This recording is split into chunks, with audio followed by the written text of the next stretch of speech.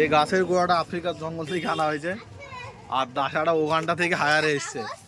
এখন আমাদের পিকনিক পর্ব শুরু হবে। এটা আমাদের সেই শ্রেষ্ঠ রাঁধুনি, সৌদি আরব থেকে শিখে আসা এই রাঁধুনি আমাদের শুধু ছোট্ট একটা রান্নার থিওরি ভুলের জন্য দেশ থেকে বিতাড়িত করে। ওই যে আমাদের মন্টু চাচা বিচুলি রেডি করতেছে রান্না করার জন্য। এখন বিচুলিগুলো আনা হচ্ছে সেই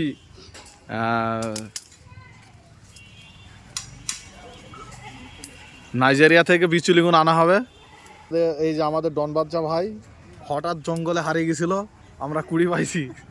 এখন হাঁসটাকে আমরা ডাইরেক্ট এভাবে ফ্রাই করে খাবো, আপনারা দেখবেন সিদ্ধ করে আমরা কীভাবে হাঁসটি খাই।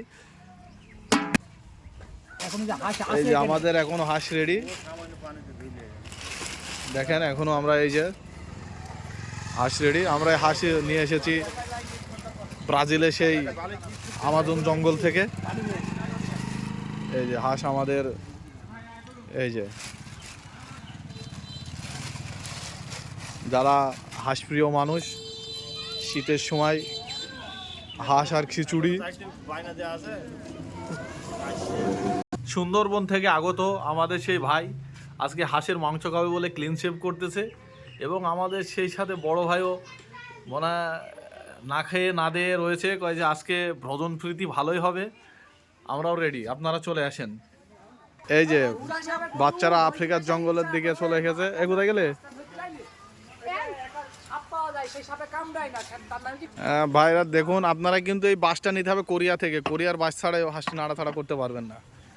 এই যে আমাদের সেই শ্রেষ্ঠ রাঁধুনি 3 মাস ছিল দুবাই, 6 মাস সৌদি আরবে ছিল রান্না করার জন্য। রান্নাতে লবণ না হওয়ার জন্য তাকে সৌদি থেকে বাইর করে দিয়েছে।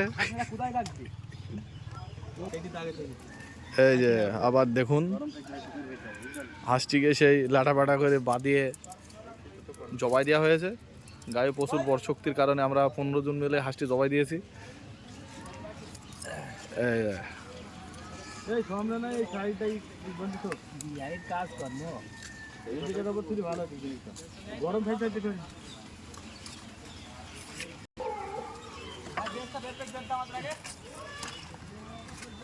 এই যে দেখুন হাঁসটিকে একদম সেই টানা হেঁচড়া করে ছিঁড়া হচ্ছে।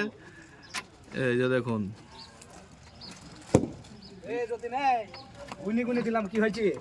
সংগ্রহ করেছি ওখানটার দাসা দিয়ে। এখন হাঁসটিকে পরিপূর্ণভাবে আমরা এটাকে কুচি কুচি কুচি কুচি করে কাটবো।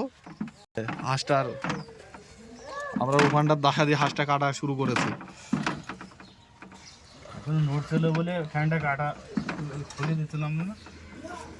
এই যে দেখুন হাঁসটাকে আমরা পুরো ন্যাংটা করে ফেলেছি, তারপরে আমরা পানিতে দিয়ে আবার চ্যাংটাবো। 7 মাস না খাওয়ার পরে আমরা যখন আবার আফ্রিকার জঙ্গল থেকে হাঁস ধরে আনি পরিপাটি করতেছি। আমাদের এই যে গেস্ট দুইটা রাতে খাওয়ার জন্য প্রস্তুতি আছে। আপনাদের আমার চাচা, এই যে দেখুন, এই যে